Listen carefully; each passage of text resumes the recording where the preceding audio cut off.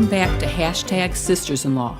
I'm Jill Wine-Banks, and this week we'll be taking a look at the role of causation in the Chauvin trial. We'll also discuss the issues surrounding the Matt Gaetz scandal and highlight the importance of diversity in recent judicial nominations. And as usual, we'll be answering some of your questions at the end of the show. But before we start, let's talk about what's happening with all of you and vaccinations. I've been fully vaccinated. I've had both of mine and am feeling a great relief and an ability to, see friends who have been vaccinated. And hopefully someday all of you in person. But what about you? Yeah, I'm super excited that I got an appointment. I mean, there's been a lot written about the District of Columbia and the trouble that they've had with their rollout. But yesterday I got the email saying that I could sign up for my vaccine appointment, and I did. I will be getting it next Thursday. I am getting the Johnson & Johnson, which I'm really excited about because I don't love needles, so I will take one over two any day. I want to get it as soon as possible, reach that level of immunity, as you said, to be able to gather with my friends who have also been vaccinated. And also the next day, my fiance today just made his appointment too. So it is happy vaccination news in my household. I'm super excited. Excellent. And what about you, Joyce? It's a little bit easier to get the vaccine in Alabama. Anyone who's over the age, I think as of today, of 16 who wants the vaccine can get vaccinated.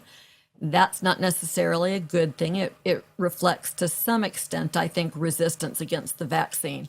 But in our neighborhood, everybody's been going out and getting it. And my husband and I are fully vaccinated. And Friday night, we met another couple, our closest friends. We had dinner at a restaurant that's put tables outside, and they're really far apart. They're much further apart than 6 feet. And we sat outside, had a great meal. And I realized that I've lost my ability to behave properly in public. I'm going to have to remember good table manners again. What about you, Barb? Wait, you can't wear your sweatpants to the fancy fine dining restaurant? I'm out of practice. Absolutely. I mean, I was like, nice top and a pair of yoga pants. It's the only way I can dress anymore. That sounds very fancy, if you ask me. Oh, no. Well, I've had my first dose. I got it last week at Michigan Stadium, the big house. Go Blue. And, which was kind of a fun place to get it. I had some concerns about just at such a big location that it would be a big crowd and a long line. And quite to the contrary, it was like clockwork. I have great respect and admiration for a well-run operation.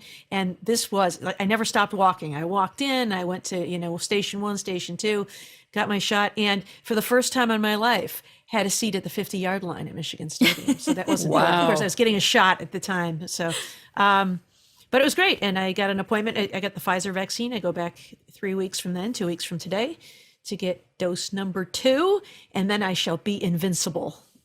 So Well, here's to the sisters-in-law all getting together in person at some point later this year.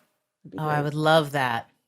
Fabulous idea. Absolutely terrific. And my husband is also vaccinated. We had Moderna, and so we had to wait 4 weeks in between. And it was hard in Illinois. People here want the vaccine. So unlike you, Joyce, we fought for it. But let's move on. Joyce, do you want to start the conversation about the ongoing trial of Derek Chauvin and the issue of causation? Sure. So I suspect that we've all been watching, and I mean not just the 4 of us, but everyone who's listening, the trial of ex-Minneapolis cop Derek Chauvin, who's on trial for the homicide of George Floyd this week. We know you guys are probably watching and probably have a lot of questions. It's a painful trial, it's difficult, but it's also incredibly important to watch it. So we'll probably talk with you about this trial, not just while it's in progress, but down the road as we see whether the criminal case and the $27 million settlement in the civil case are effective in driving much needed reform in policing. But today we want to take on one of the core trial issues.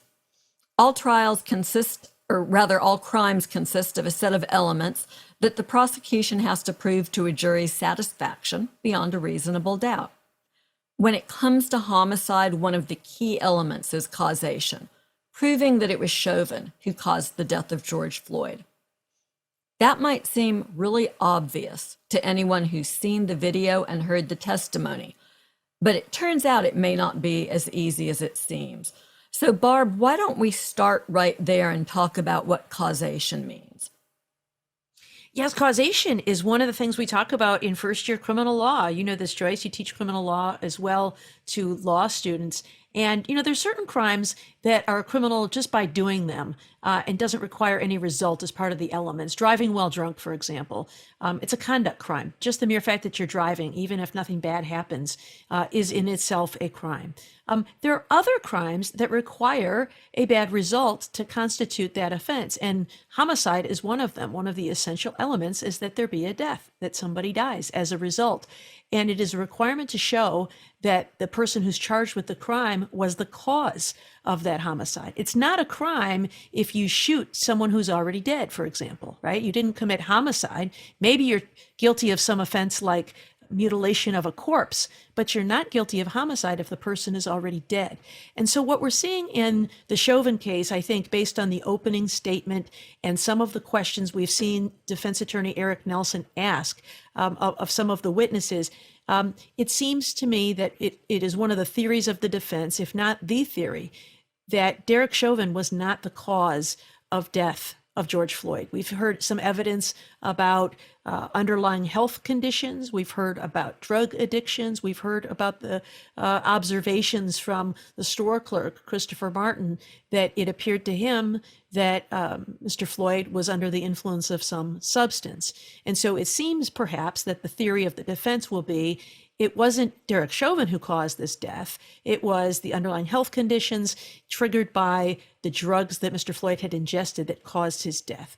But one of the things that I think he's going to run up against is this idea of substantial factor. One need not be the sole cause of death as long as his conduct is a substantial factor in the death. And so it could be that George Floyd would not have died but for his ingestion of drugs or his underlying health conditions. But as long as the jury finds that in addition to those things, Derek Chauvin was a substantial factor in his death, that could be sufficient for a conviction. Yeah, it seems to me, that if you are having a drug overdose and so you're driving to the hospital to get treatment, and it's fairly likely that that treatment will be successful, but while you're on the way, another car just T-bones you going 120 miles an hour and kills you dead right there on the spot, that it's not the drug overdose that's the cause of your death, right? It's the person who hits your car. It'll be interesting to watch the defense try to make the argument, though I think you're right that that's where they're heading. And we heard testimony this morning from police officers about the use of the prone position, which is how Mr. Floyd was laid out on the street, and how dangerous the prone position is. Kim, what's that about and why does it matter here? Yeah, so a lot of time was spent today and earlier this week on this issue about George Floyd being in the prone position, face down on the ground. And it gets to really two things, right? One is certainly this causation issue. It goes right to it, whether being in that position was especially dangerous, especially for an extended period of time, and led to his death. And it also gets to the issue of use of force and the dangerousness that George Floyd, how dangerous George Floyd was perceived to have been to police officers. And we've seen in these cases so often it's an underpinning about police use of force. Police have the ability to use force that is commensurate to the threat that they think the person they're confronting presents to them. So it's this idea that even in a prone position, face down on the ground, there seems to be this idea, particularly today and today, Friday's testimony, that George Floyd could have still been some sort of threat to Derek Chauvin. We heard some of the defense attorney really drilling down on this idea about his drug use, asking questions about whether somebody who is under the influence of drugs, even if they fall unconscious, could they regain consciousness and be particularly threatening? Could they regain consciousness and then suddenly get aggressive toward a police officer, et cetera, et cetera? I found that a really troubling line of questioning myself, because it is not only reinforcing for the jury this idea of dangerousness, which inherently comes with this racial component, right? We've seen this idea, this um, inherent bias that Black people, particularly Black men, somehow are more dangerous than other people, and that is used as a justification by police for excessive use of force. In this case, in trying to make this claim, um, essentially what defense counsel was trying to do was to put forward this idea that an unconscious man lying face down in the street could still pose enough of a danger that it required him to still be restrained in this way with a knee in his neck. I think that is, I really question that line of questioning, just in terms of the jury having to buy that. And if it works, if Officer Chauvin is ultimately acquitted, I think it sets a terrible precedent about this idea that somebody, even when you're unconscious, you can still be deemed dangerous enough to be placed in that position. But it also goes to, as we were talking about, causation, whether it is the fact that George Floyd on the ground in this prone position, whether his airway was cut off to the point that that was the cause of his death. And we heard a lot about police training. And in that sense, the testimony really showed that officers are not trained to hold people down in a prone position for 9 minutes.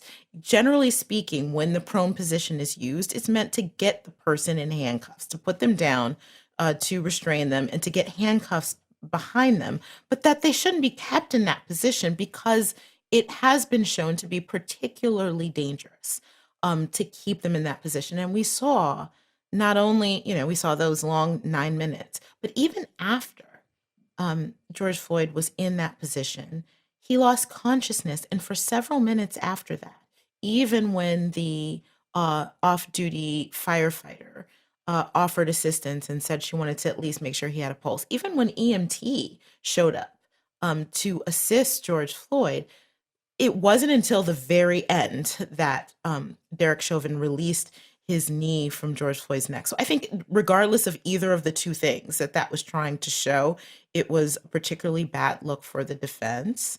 But I certainly worry that in the case of an acquittal, that both of those things will serve as bad precedent moving forward to just reinforce what we know to be really bad policing.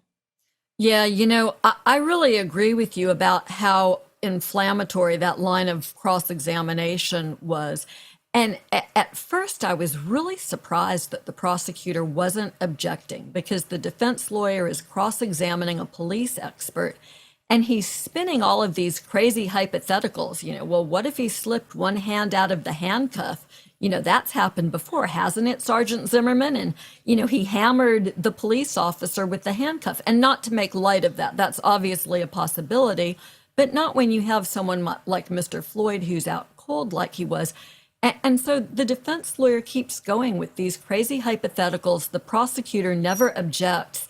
And I wonder, we can't see the jury as we're watching this trial, but I wonder if it's not because the prosecutor has taken the measure of this jury and has decided that they know what's going on here and that they're offended by it. I hope that that's the case. I have found so much of this to be not just painful, but really offensive. We'll find out what the jury's thinking at some point. And the key evidence on causation, Jill, is likely going to come from medical examiners. So what should we expect to get when we get to that point? I think the medical testimony is going to be important, although I do agree with what you just said, that it's been offensive so far, and possibly it is because the jury really is being offended, and so the prosecution is not stopping it. And I've been a defense lawyer as well as a prosecutor, and so I'm sympathetic to both sides having a right to present, but the defense can go too far and can cause great damage to the defendant. In terms of the medical testimony, we have to start with the medical examiner's conclusion, which will be presented about the cause of death was homicide. It wasn't natural causes, which of course, a heart attack or a drug overdose would not be homicide. And it's clear from evidence, I think, that asphyxia is now the theory of the prosecution. In the beginning, they were going to be eliciting a medical testimony about a heart attack, but they have switched to asphyxia, which clearly would be the result of cutting off the oxygen and blood flow by a knee on the neck. There will be testimony from toxicologists about the levels of fentanyl and methamphetamines in George Floyd's blood. But there will also be testimony, again, going back to what Barbara talked about, that even with drugs in his blood system, unless that's the sole cause of death, it can still be the knee on the neck, because that is a substantial cause. So there will be some testimony and cross-examination about the level. I think there will also be testimony that George Floyd, because of his unfortunate addiction and longtime use of drugs, had a higher tolerance. So even if there's testimony about the level in his blood, which might kill you or me, wouldn't kill George Floyd. There will be testimony from medical people about his surviving a drug overdose just months before he died from this episode, where he recovered from an overdose, which would again show that it isn't medically caused by the drugs in his system.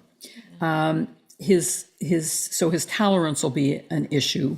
There will certainly be questions about the knee and whether it caused him to have either a heart attack or to die from lack of oxygen. There will also be, I can't remember now if we've mentioned it before, this excited delirium syndrome argument. And so there may be some medical testimony saying no medical experts actually recognize this as a legitimate syndrome.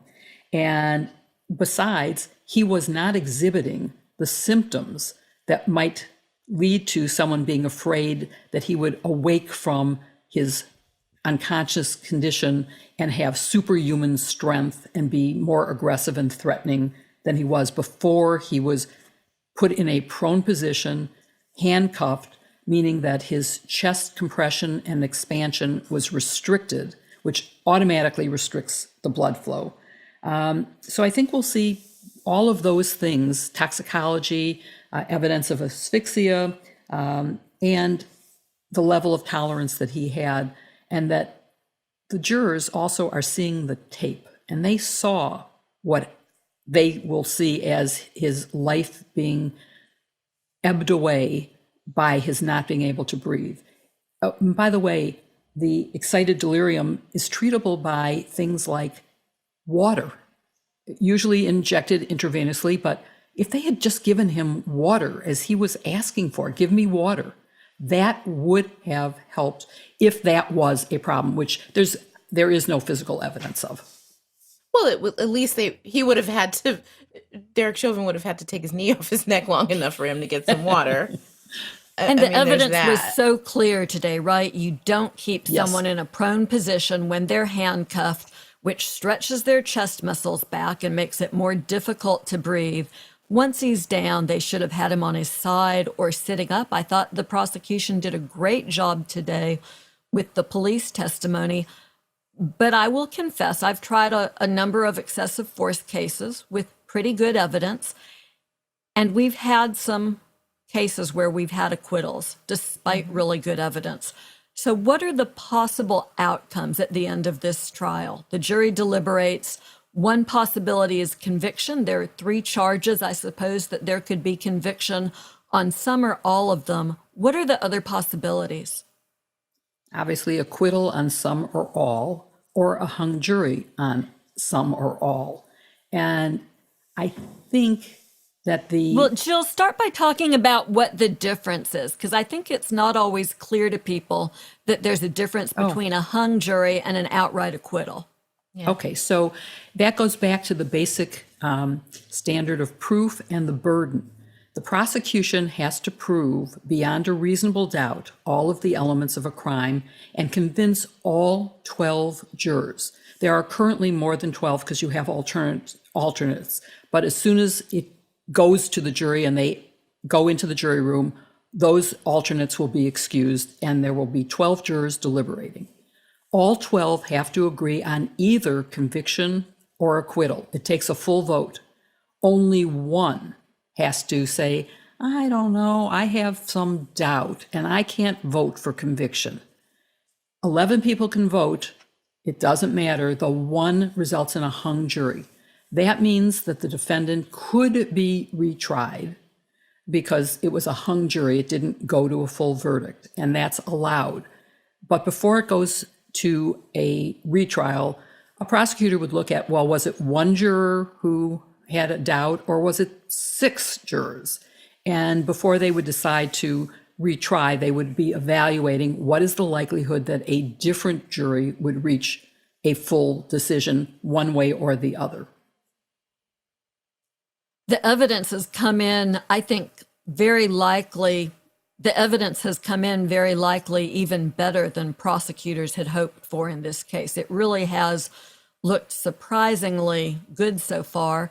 But even if there is a conviction, there will be an appeal afterwards, right, Barb? How would that process work?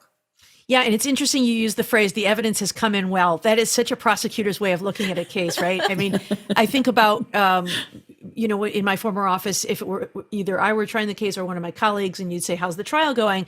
And they would always say, either the evidence is coming in really well or it's not. And I think that's such an important thing. I think that when you're watching a trial, you might expect the lawyers to be incredibly eloquent or asking all kinds of tricky twist questions. And that's not really how it works in real life. It is really the job of the prosecutor to kind of get out of the way of the evidence and let the witnesses shine and let the evidence speak for itself, because that is what the jury is going to look like. And in fact, the judge will instruct the jury that what the lawyers say is not evidence. And so you want all the important words to come out of the mouths of the witnesses and not out of the mouths of the lawyers. But as you say, Joyce, there will very likely be an appeal if Derek Chauvin is convicted. That is a very common step. I mean, why not? If I were convicted of a crime, I would most certainly pursue all avenues of appeal. And you can appeal for things like mistakes in evidentiary rulings. The judge is there to decide issues of law. Sometimes the jury instructions are wrong and there can be a mistake there. Those are kinds of things. But there's also one that is typically filed in almost every case, and that's called sufficiency of the evidence. And that is, even though this jury may have found the defendant guilty, there was so little evidence on one particular element that no reasonable jury could or should have found that way. And so, for instance, if there's one element that never got addressed by the proofs during the trial, that might be a basis for sufficiency of the evidence. So I suspect that there will be an appeal one way or another. A good defense appellate lawyer will review the record, will find things like objections that should have been made or evidentiary rulings that perhaps were arguably wrong, or jury instructions that were wrong, and sufficiency of the evidence. But I think one of the things that the jurors have the luxury of here, because of the way the case is charged, is some choices between second-degree murder, third-degree murder, and second-degree manslaughter. And so depending on how they feel about the facts, there are sort of lesser degrees of culpability here, depending on what the facts they ultimately find. And I think in that way, the prosecutors were strategic in making sure that even if the jury is not quite so inclined to find certain levels of culpability, or that there was an underlying assault, there's still some basis for finding at least manslaughter, if not murder. Yeah, on that issue, I mean, I looking at this, I think probably the most likely areas of appeal would be, especially with that second degree charge, which is a felony murder charge, you have to have a finding that there was an assault. And I think a lot of this, when you get to training and what was reasonable and what the amount of force that was being used, I think that's getting to this, that element that an assault took place. That would be required to find that second degree murder charge. And then with the third degree, it would be the acting in a way that showed reckless disregard for George Floyd's life. I think that's probably going to be an area that we're seeing a lot of focus on, and that could be the subject of appeal. But I want to ask this because I'm not a criminal lawyer. I did civil appellate work, but it seems to me, watching, that a lot of times when you see successful appeals in criminal cases, it usually involves procedural things like a jury member not being forthcoming about what they knew about the trial, about what their biases were, right? So is that a possibility more likely? I mean, I'm thinking about, for example, the appeal of in the Boston Marathon bombing case of Tsarnaev that's going to the Supreme Court. That's based on what the jurors knew about the case. Is it going to be something procedural like that doesn't necessarily get to the elements of the crime? There are all kinds of procedural issues that can come into play along with substantive ones in an appeal. So something really important that you do in a case like this, and I suspect that Keith Ellison, the Minnesota Attorney General, who's a very fine lawyer, has someone on their extended team who's doing this every day, watching the issues that come up during the day. And even if it's something that appears as innocuous as a juror and a prosecutor coming into contact in a bathroom or something like that, they're immediately going on the record with the judge and cleaning that up and making sure that there's nothing that they haven't fully documented that clarifies these sorts of procedural problems. There can be things that come up that you're just not prepared for. For instance, issues like something that goes on in the jury room that prosecutors don't know about at the time. But by and large, the reason you want an appellate lawyer on your team during the trial is to make sure that there's nothing coming up that you're not prepared for, and making sure that you fix it at trial, which is the right time to clarify both these procedural and substantive problems. So can I add something from two different perspectives? One is, I've also been a defense lawyer, so let me just point out that the defense really only has to poke holes in the case. They don't have a burden of proof. They just have to, I mean, in legal terms, create reasonable doubt, but people would say poke holes in the case. And that is something that we have to keep in mind in terms of what could happen. But Joyce, your point about having an appellate lawyer watching this, when I started as a prosecutor, the first assignment that all the lawyers in the organized crime section had was to handle appeals. And the idea was so that you would become very aware of the mistakes that can be made in trying a case, so that you, when you start trying cases, don't make those. And then there are issues, I think, Kim, you were referring to this, the merger question, when you're talking about the assault being the basis for the homicide, for the murder charge. And that is something that could be grounds for an appeal based on law, not based on how the evidence went in, which I would agree has, as Barbara said, it went in really well. The sympathy factor, the humanizing and of the victim, who he was, and seeing the videos of him lively, active, dancing, cheerful, doing side lunges just before life was snuffed away from him. So I just wanted to make the point about from the defense and from the appellate point of view. We want to tell you about Magic Spoon cereal. It's the best when you want great flavor and great taste, but still want to be healthy. Magic Spoon is as delicious and healthy as it gets, with 0 grams of sugar, 14 grams of protein, only 4 net grams of carbs, and just 140 calories a serving. It's perfect for everyone.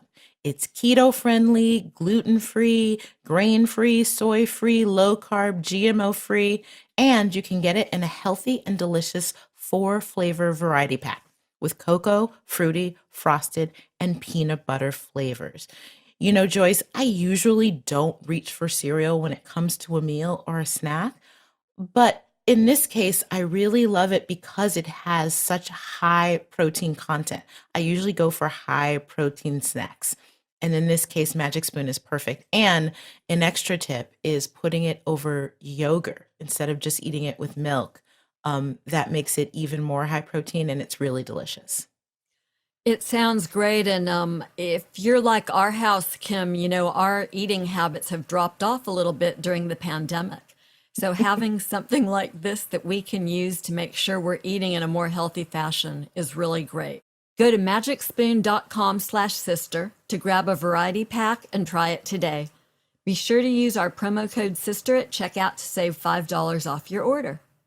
Magic Spoon is so confident in their product, it's backed with a 100% happiness guarantee. So if you don't like it for any reason, they'll refund your money, no questions asked. Remember, get your next delicious bowl of guilt-free cereal at magicspoon.com/sister and use the code SISTER, SISTER, to save $5. Check out the link in the show notes. Thank you to Magic Spoon for sponsoring this podcast. Well, should we move on now and talk about Gaetz, Kim?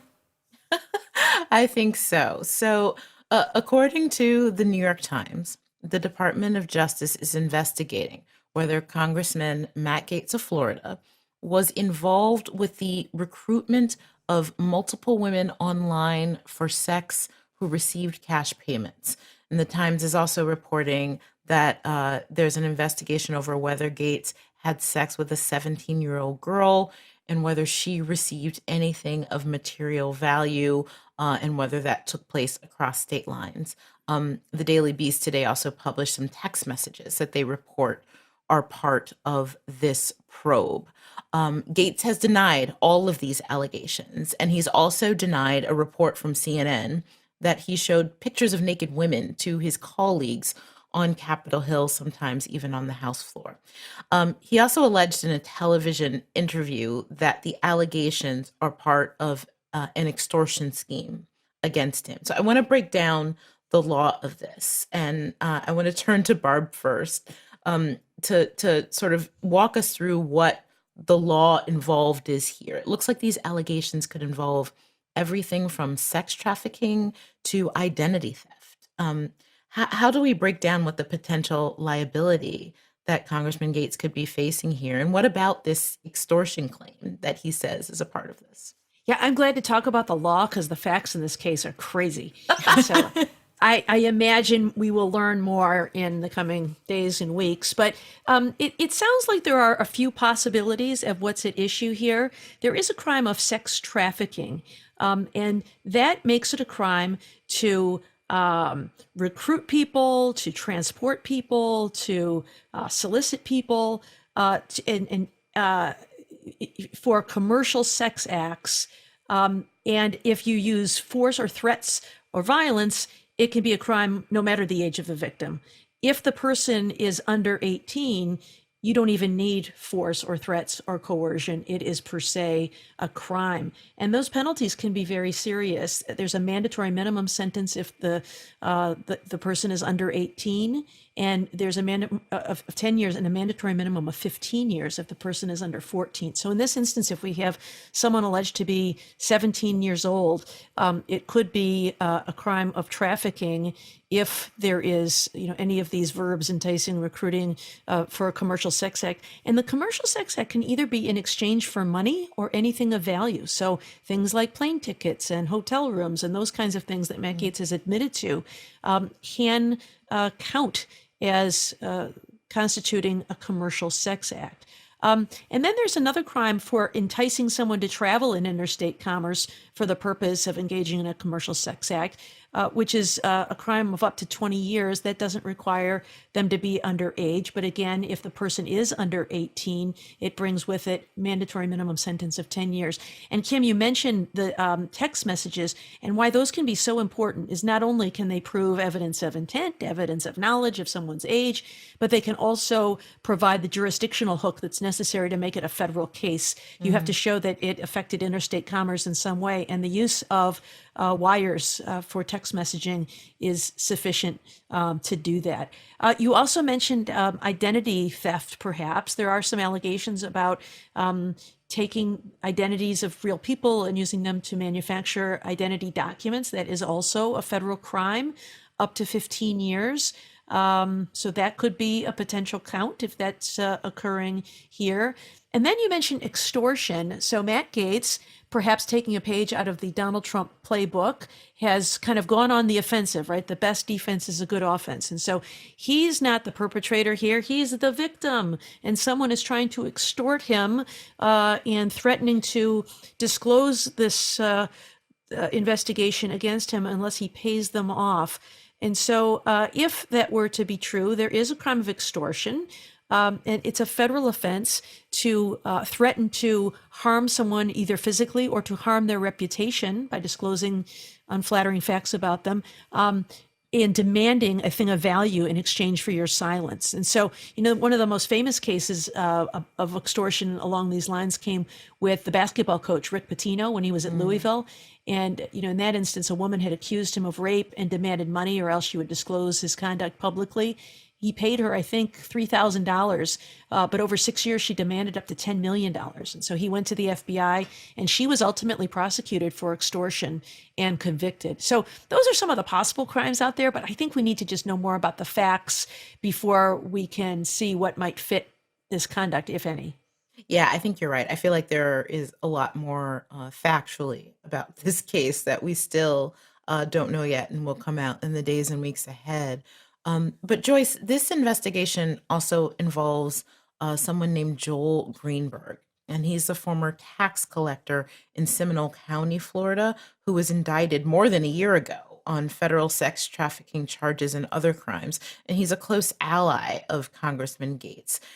The first thing I wondered when I heard about this is this a potential case where investigators are looking perhaps to Gaetz or other people to help shore up their case against Greenberg, or maybe getting Gaetz to flip on him in order to move their case? You prosecuted sex trafficking cases. Tell us what your take is on this. So like Barb said, it's a lot easier to talk about the law in this case than it is about the facts, because number one, the facts are insane.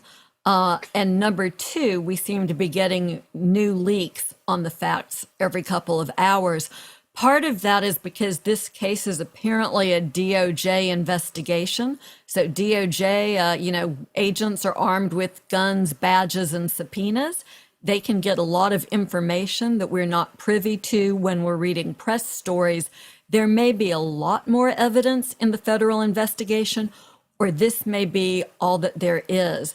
We don't really know the answer to that yet, and we don't really know what the relationship is between, the prosecution of Greenberg and the prosecution of Gaetz. It is entirely possible Greenberg, the case has just been superseded. It's getting ready to go to trial. It's possible that prosecutors have decided that they need Gaetz's testimony on one or more pieces of that case. But I think that that's unlikely because of how far along the Greenberg prosecution is. I think it's much more likely that they bumped into Matt Gaetz and mention of him while they were investigating Greenberg. Either they found texts or maybe some of these photos we've read about.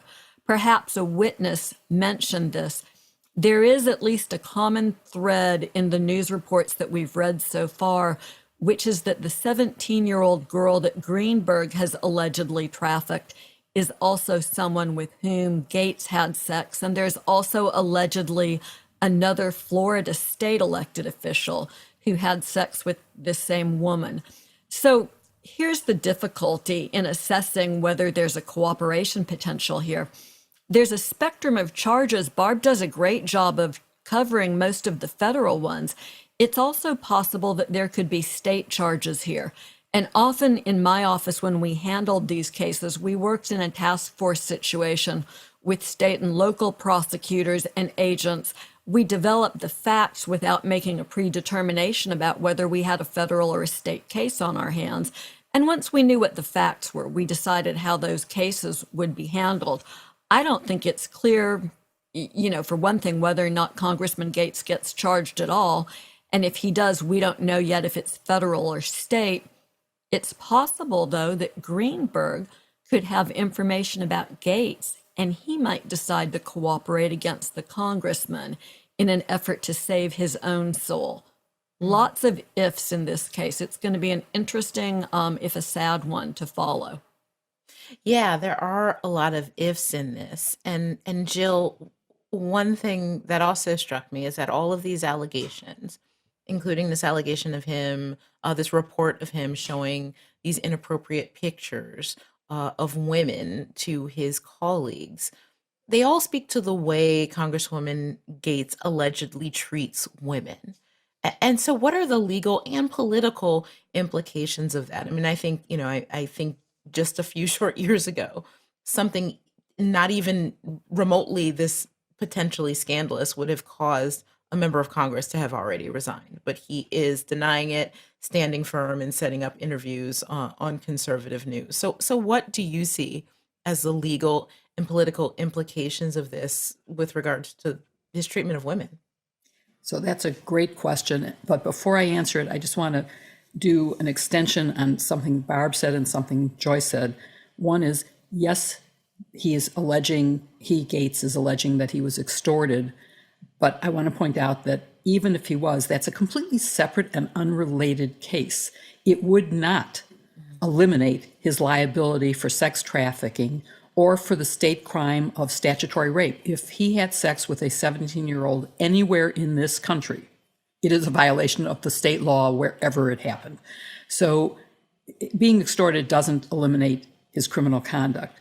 The other thing is talking about Greenberg and whether he'll flip on Gaetz or Gaetz will flip on him.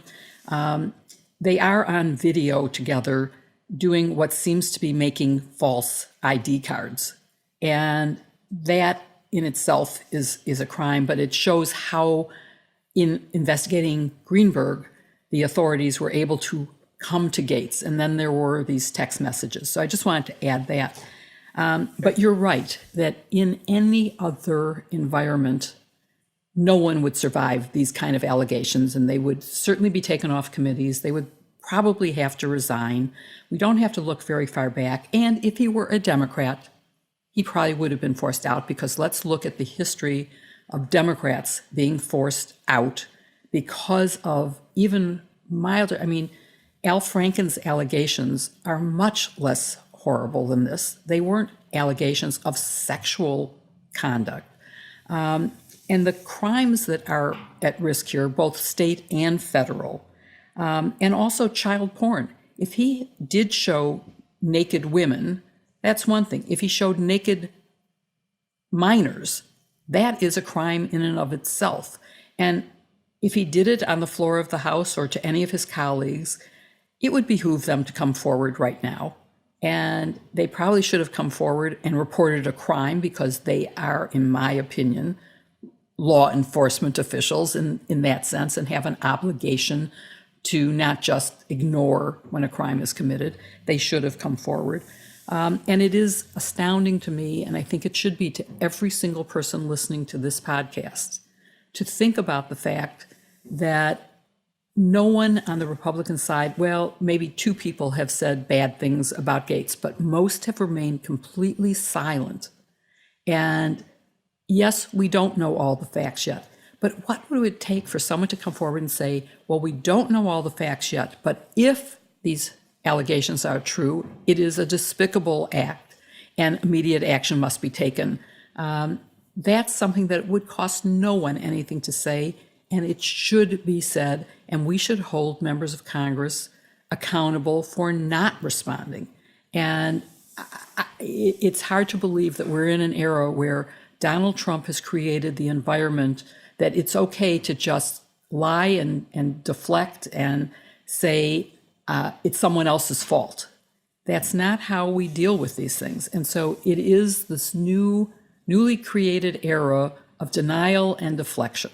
And that's what's happening now. I agree with you, Jill. And, as you say, possession of child pornography, if the girls are under 18, is itself a crime. Manufacturing child pornography is punishable by a 15-year mandatory minimum. But even aside from all of the crimes that are occurring here, and whatever you want to say about the morality, just how about the misogyny? And I really think that we need to hold our leaders more accountable for the way they objectify women.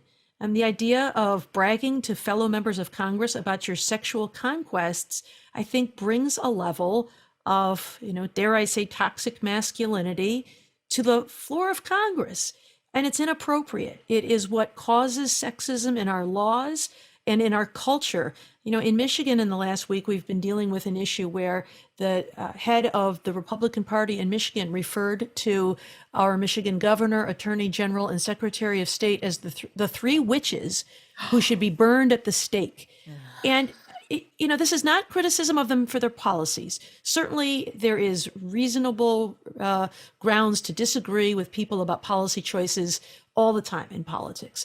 But to single out their gender and focus on them and demonize them for their gender, I think is so damaging to women. And in the same way, I think that the way Matt Gaetz is bragging about his sexual conquests and showing pictures of naked women on the floor of Congress is itself a way of demeaning women that is unacceptable by members of Congress. And it reminds me of Ruth Bader Ginsburg saying, when there are 9, there will be enough women on the Supreme Court. Maybe when there are 100 female senators, there will be enough, because you're right. This does reflect the people who are making our laws are acting in this way and demeaning women and not protecting women. We've already had conversations on this podcast about hate crimes, which include gender-based, and whether the shooting in Georgia was based on gender or based on race, ethnicity. We need to take action. We as voters can and should. All right, well, why don't we turn to the final topic that we talked about, which is judicial nominations. We have seen President Joe Biden make his first judicial nominations. And with the first 11, he made an announcement. During President Trump's presidency, he filled 220 judicial vacancies. He had, this is really, I think, considered one of the real successes of his presidency. He relied heavily on the Federalist Society, the Conservative Legal Association, to recommend names for him. Mitch McConnell in the Senate worked very hard to push his nominees through confirmation, and he filled 220 of those judicial vacancies. There are 68 slots open now, and another 26 scheduled to become vacant later this year. And Joe Biden has filled the first 11. And what is notable about his nominees is the great diversity of them. 3 African-American women for appellate courts, a candidate who will become the first federal district judge who is Muslim, the first Asian-American woman who would serve on the district court in D.C., first woman of color to serve as a federal judge in Maryland, one is a public defender. So a lot of potential diversity. And let me start with you, Kim. What does it say about our judiciary when we have diversity on the bench? Not only diversity of kind of demographics, but also diversity in background and experience. Yeah, it's hugely important. I mean, it's hugely important for any branch of government to have people in that branch who represent America, who are reflective of the diversity, as you said, not just racially, but in terms of background, in terms of geography, in terms of experiences. And after a consistent period of time, and particularly the last administration, the one term of Donald Trump, for a lot of reasons, because of just vacancies that came up in an actuarial way, as well as the obstruction of President Obama's judicial appointees, Donald Trump was able to nominate more members to the federal judiciary in one term than anyone else in modern history. And those nominees tended to be predominantly white and male. And so we have, aside from the whole issue of the ideological bent of the federal judiciary, which is another subject, just in terms of diversity, it was just very little. So there's a lot of catching up to do. And it seems that Joe Biden is intent on doing that. I personally, I think that it is great, but also really sad that in 2021 we are getting so many firsts. The first. Yeah, I know what you mean, right? Like yeah. the first African American this or Asian American that. Like, Right. really? Still? I mean, it's just really frustrating. First Muslim judge, that's the one that really gets to me. First. Not a It's single one in the just, country. it's disheartening in a way, and I don't want to take away the momentousness of this occasion, but that's where we are now. So this is a game of catch up. I think we're going to hear a lot, particularly as opposition begins to be mounted against some of these nominees. This idea that they are just token nominations or that they are not fully qualified because of this. Don't be fooled by this. We are playing catch up. That there have always been qualified people of various backgrounds who can fill these roles and should have been filling these roles for decades. And so it's a matter of playing catch up. But one thing that I think is important, Barb, that you bring up is that it's not just about racial or ethnic or religious diversity. It's diversity of experience. I mean, we think about our the first woman who was appointed to the U.S. Supreme Court, Sandra Day O'Connor. She was a former lawmaker in Arizona. So I think that it is great to have had somebody on the Supreme Court who understands the process of passing a law, who understands the give and take, the negotiation. We talk about things like legislative intent when you're interpreting a statute. This was somebody who understood how legislation passed because she passed legislation. I think that's important. And we reached a point where all we had on the Supreme Court were people who went to elite law schools, were appointed to the federal judiciary, and just worked their way up to the Supreme Court. It was a really homogenous kind of path to that court. And yet they're ruling on things that involve farmers, that affect people in urban areas, that affect people who didn't just come from, we also had a very coastal court, people who were just from the East or West Coast when they're ruling on cases that involve the middle of America. So I think the more diverse the federal judiciary is, the better, and that it should be front of mind to Joe Biden and the people who are advising him, that the people who are nominated to these seats really reflect America so that they can rule in a way and have in mind how these rulings are going to affect all kinds of different people in America. Yeah, and I think it's so important to remember, as you say, we're still catching up, where we are now and where we've been, and the hazards of having a court that is homogeneous. Jill, when you began practicing, you write about this in your book, The Watergate Girl, you found yourself in courtrooms in front of male judges who were accustomed to only male lawyers appearing before them. And how did that affect your experience as a litigator? Yeah, it was true. I was almost always the only woman in the courtroom except for the stenographer who recorded it. And the question I would be asked when I'd first walk in is, whose secretary are you? There was never an expectation that I was representing the United States of America. And the behaviors that I encountered were maybe humorous in retrospect, but I would walk into chambers and the judge would stand. As you all know, they don't stand for litigants, but because in that era, proper gentlemanly behavior was to open doors for women and stand when they came into the room. Judges would do that.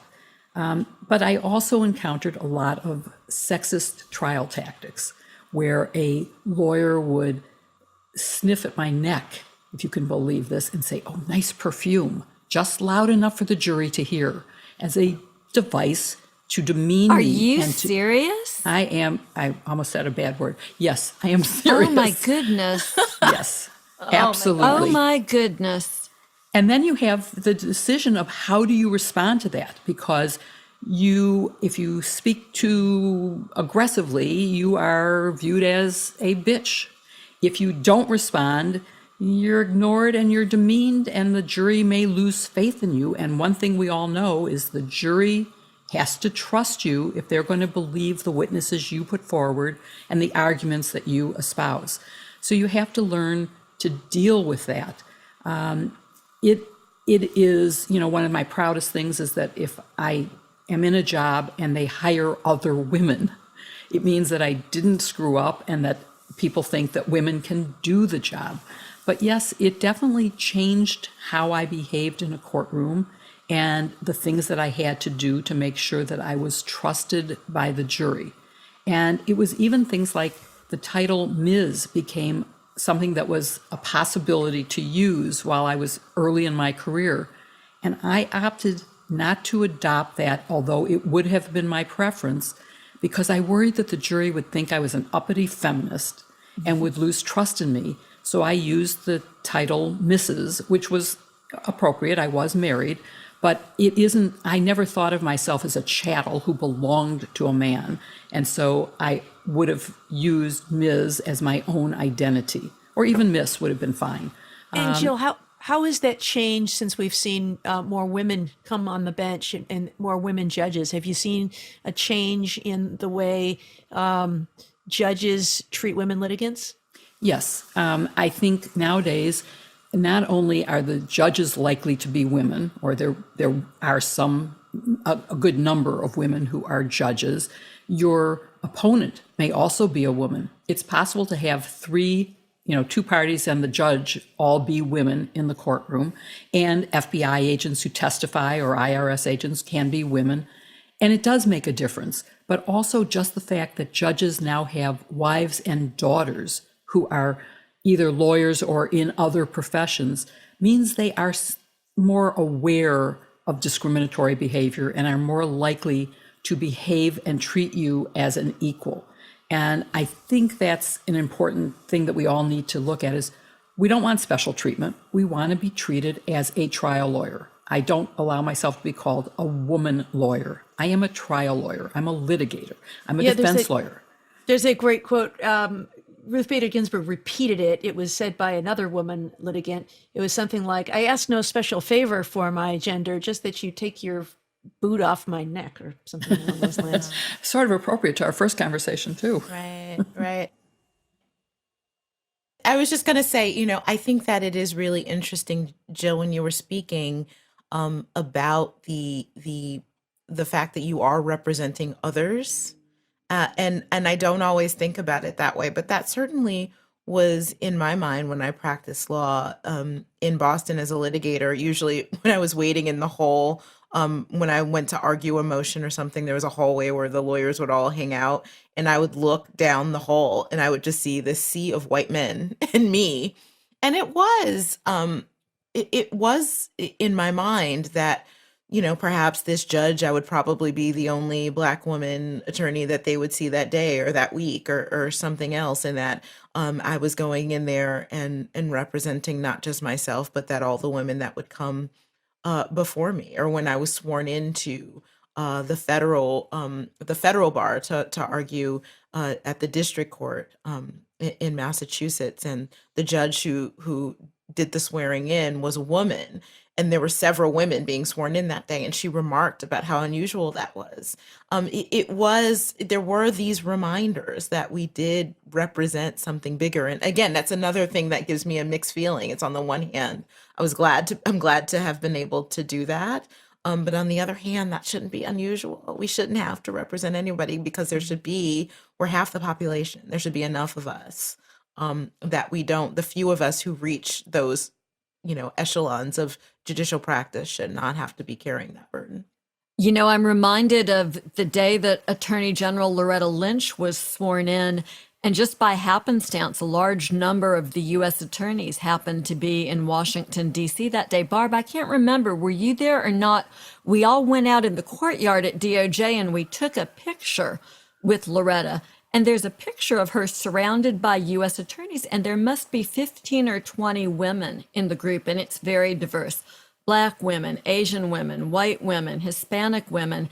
And I remember that picture and then looking at the pictures of how male and how white DOJ transitioned to become during the Trump White House. And I think about all the experience that's lost and the decision-making that isn't as well-rounded and well-informed as it could be because everyone is coming from such a similar background when you go ahead and just really desecrate that diversity that's taken so long to build up. Yeah. Yeah, and I don't want to express any hostility against white men. There's certainly a place for them at the table as well. But in what universe do you ignore half the population, half the talent, or other percentages of the talent just right off the top, and say I'm only going to recruit from this very narrow talent pool? It's really a foolish way to staff your needs. Joyce, I want to turn to a different angle on this. President Trump, we've said, was very successful by some measures in filling judicial vacancies. He was able to get a lot of judges on the bench. And it seems that Republicans have kind of figured out the importance of the courts in American life. And Democrats perhaps have been a little slower historically to fill some of these vacancies. But if our judiciary is, as we say, independent, then what's the value of filling these vacancies from the perspective of the Biden administration? It's a really good question. And I think your observation is correct that Republicans have always done a much better job of prioritizing judicial nominations as an issue that drives elections, right? You may not love your party's presidential nominee, but if you want a conservative Supreme Court, then you have to vote for that nominee. There was a lot of that I think perhaps drove support for Donald Trump at various points in his career. But then, as you say, Barb, if we believe that there's an independent judiciary that sort of magically transcends the political party of the president who appoints it after judges ascend to the bench, maybe it shouldn't matter at all. But it does, and here's why Joe Biden needs to focus on it. So much of what happens in our system of government, so many of our institutions depend on people having faith in them for them to work. And there's nowhere that's more important than with the judiciary. There's no military might, no guns and men's in body armor going out to enforce decisions that are made by federal judges and state court judges. Decisions that are made by our judiciary are enforced because as a country, we continue to believe in the rule of law. We continue to have faith and confidence that the judiciary is independent enough that when they resolve our most contentious issues, we should abide by their rules. So it's critical that faith in the judiciary continue. Biden, I think, has made a tremendous start here. The diversity in his early appointments is very good. 11 nominees. His aides have said that he intends to have a follow-on group pretty quickly because, as y'all know, there's a pipeline. It takes a while for these folks to get confirmed. They have to fill out extensive questionnaires. They have to have Senate hearings. Many senators will file questions afterwards. There will be staged votes. So it's not a fast process. And they're competing for space on the Senate Judiciary Committee's calendar with all of the nominees who have to be confirmed at DOJ. It's really a miracle anybody ever gets confirmed unless it's Mitch McConnell trying to confirm a Supreme Court justice in under 10 days, right? Then that's when I guess the magic happens. But let me say one last thing about Joe Biden's nominees and why they are so critical to the independence of the judiciary. Donald Trump's nominees, by last summer, only 3 of his nominees to the federal bench had expertise as public defenders. Nominees came mostly from prosecution and from private practice, from law firms. Donald Trump was not unique in that regard. You could say that the numbers weren't quite as pronounced, but in most other administrations, there's really a heavy skew towards former prosecutors. So Biden, 4 of the folks that he's nominated in this first batch of 11 have serious experience as public defenders. There are people who have done some other form of public service sort of work. It is so important that we have a federal bench that's populated by people with diverse professional experience. We need more civil rights lawyers. We need more lawyers who come from the defense bar because decision-making will be better. Judges who are surrounded by other colleagues who have diverse backgrounds are likely to learn more about their perspective and their background. And ultimately, it will fuel public confidence in the judiciary, so we won't have to worry about whether our judges are Democrats or Republicans. They'll just be independent federal judges. That does seem like a perfect ending to this discussion, and maybe it's time to move on to our questions and answers. If you have a question for us, please email us at sistersinlaw@politicon.com or tweet using hashtag sistersinlaw. If we don't get to your question during the show, keep an eye on our Twitter feeds throughout the week, as we will answer as many as we can there. Let's go to our first question, and that's from Tom. Michael Sherwin gave an interview on 60 Minutes regarding the riots on January 6th without approval from the Justice Department. Will he face any punishment for violating 1-7.400 Part A? Pretty technical question, but I think there's an answer to that. Barb, do you want to answer that one? Or is that Joyce? I'll go ahead and take that one, Jill. Tom asks a really interesting technical question about how DOJ disciplines its own prosecutors when they violate the regulations. In this case, the section that he's referring to is a section that very narrowly limits how prosecutors are supposed to talk about existing investigations inside of DOJ. And with very limited exceptions involving civil rights cases, the policy is not to confirm or deny the existence of an investigation, but simply to reference the process, that cases are referred to investigative agencies and that they're handled in a consistent fashion with the principles of federal prosecution. Obviously, Mr. Sherwin, who was at one point the acting U.S. attorney in the District of Columbia under the prior administration, went and gave an interview on 60 Minutes, and he did that without approval from DOJ. He talked about the investigations and prosecutions related to the insurrection in detail. He made some statements that could ultimately be damaging. And Tom's question is, what happens to him as a result of that? I think the answer is this. That situation will be referred to something called OPR, the Office of Professional Responsibility. And they'll make a decision about whether Mr. Sherwin violated those regs. It sure looks like he did. And whether he should be disciplined. Unfortunately, though, I don't think he'll face consequences. It looks like he's on the way out of the Justice Department. That interview that he gave to 60 Minutes looked a little bit like an audition for his next job.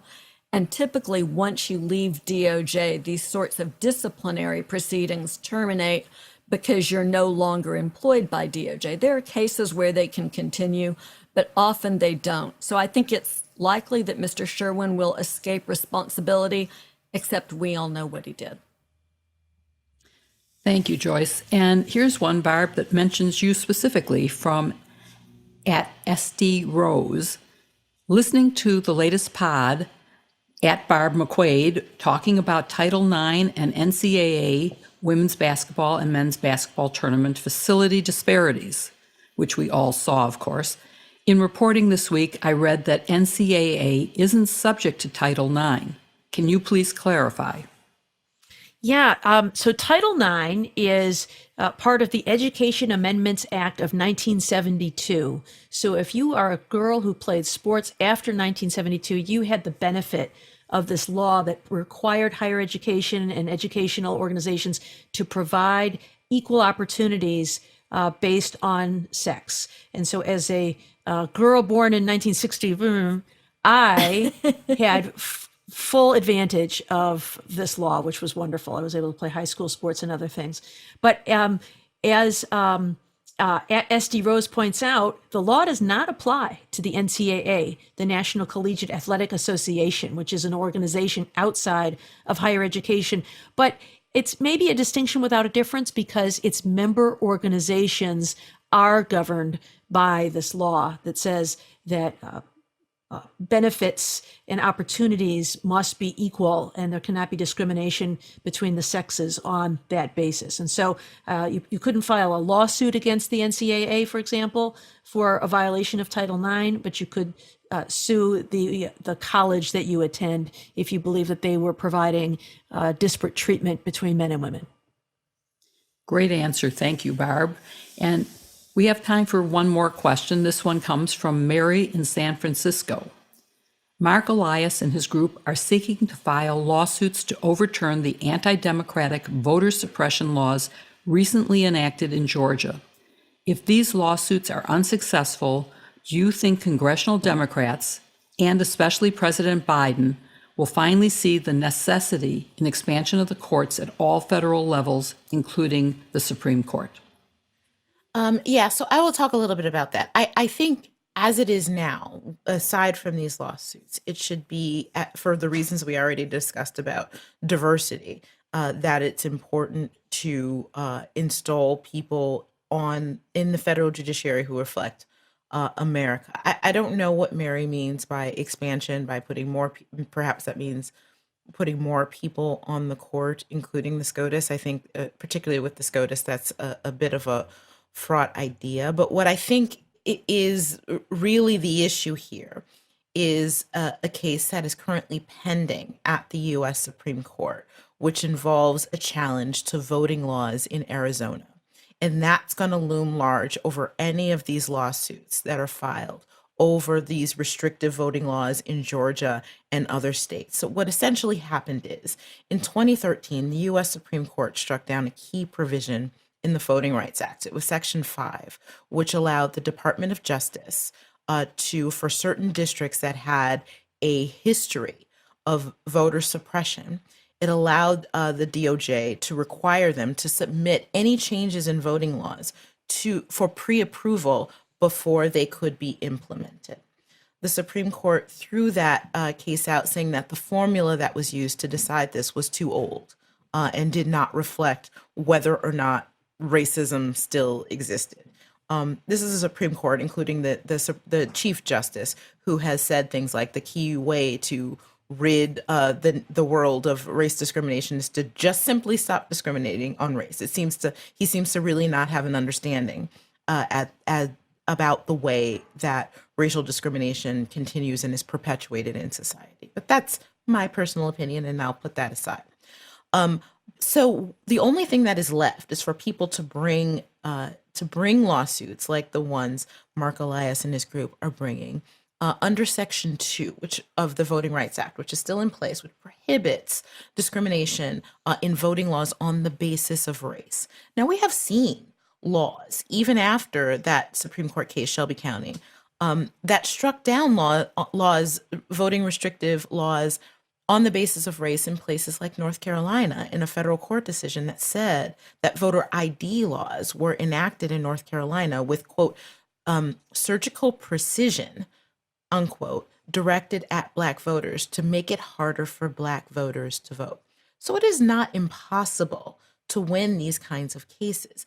But if the Supreme Court, in the case that is pending right now, sets a new standard, sets a new test in order to win these cases that is really onerous and makes it much harder, then it takes away yet another vehicle under the Voting Rights Act to really go after these cases. And if that takes place, depending on when these lawsuits are resolved, it can make it a lot harder, A, for Mark Elias to win these suits, or B, for those cases to be upheld on appeal when they are appealed. So this really is in the hands of the U.S. Supreme Court right now. It underscores the importance of these courts. But of course, Congress can act immediately to A, restore the part of the Voting Rights Act that was struck down by the U.S. Supreme Court, and also pass pending laws that buttress voting rights that are pending, that have already been passed in the House.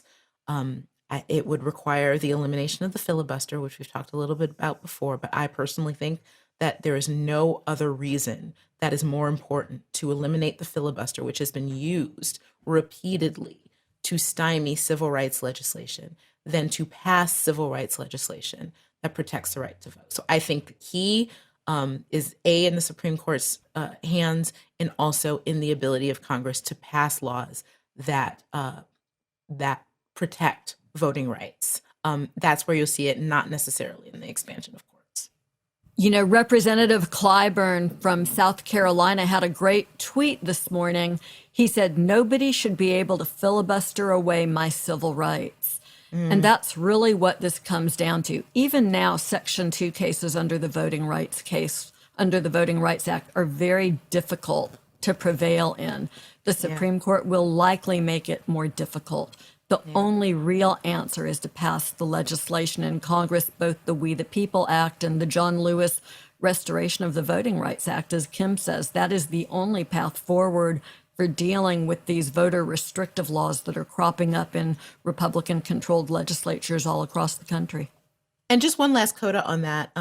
States can also play a role here, and I will give applause to Governor Northam in Virginia, who I've been very critical of in the past, in passing essentially a state law that does what I'm asking Congress to do, which is create this pre-clearance system for implementing voting laws in Virginia. They have to be passed. They have to be approved by the Virginia Attorney General's office before they're implemented, and also really expanding access to voting laws. I lived in Virginia. I don't anymore.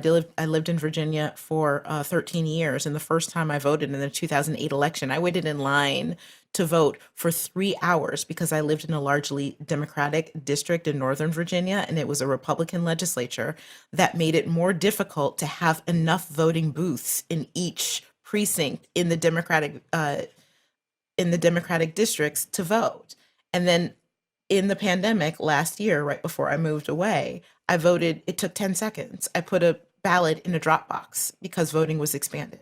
And that's the sort of thing that is being codified in Virginia. So governors, even in states in the former Confederacy, can act to buttress those laws.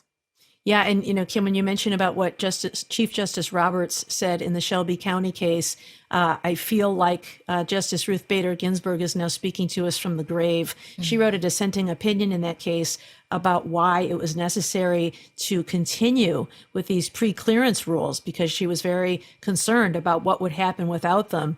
And the words in her dissenting opinion were, "You don't throw away your umbrella in a rainstorm just because you're not getting wet." That's right. I feel so guilty. The Shelby County case came out of my state, the district where I was the U.S. attorney. Shelby County is just south of Jefferson County, where I live. So I'd like to think that maybe we'll get the first case in Alabama under the new restoration of the Voting Rights Act and start turning the country a different direction.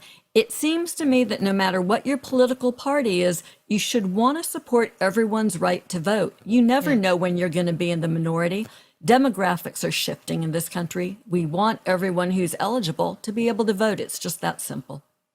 I'm totally with Kim on the fact that we need to look at the filibuster, whether it's eliminating it or amending it. And one of the neatest ideas I've heard was to make a vote of 60, a vote of the senators who represent 60% of the American population be enough to end debate. So that would mean it wouldn't take 50 even if you had California, New York, Illinois in favor, and several other states. You would represent Spoken right like now. Someone from a populous state. Well, it is, yes. But Michigan would be in there too. And let's be honest, right now, 50 senators represent 70% of the American population, and 50 represent 30%.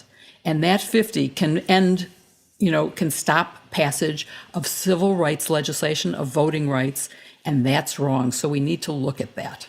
Jill, we need you to run for the Senate. That's right. I think Jill should run for the Senate. I'd like to watch her make Mitch McConnell's head explode. Okay, I'm ready. Maybe I'll run for alderman in Evanston instead. But anyway, I think it may be time to call this to a conclusion. And so let's say thank you to all of you for listening to #Sisters-in-Law with Barb McQuaid, Joyce Vance, Kimberly Atkins, and me, Jill Wine-Banks. And don't forget to send in your questions by email to sistersinlaw@politicon.com or tweet them for next week's show using #Sisters-in-Law. And please support this week's sponsor, Magic Spoon. To keep up with us every week, follow #Sisters-in-Law on Apple Podcasts, Spotify, or wherever you listen. And please give us a 5-star review. We love to read your comments as well. See you next week with another episode. #Sisters-in-law. I always feel the need to do jazz hands after this.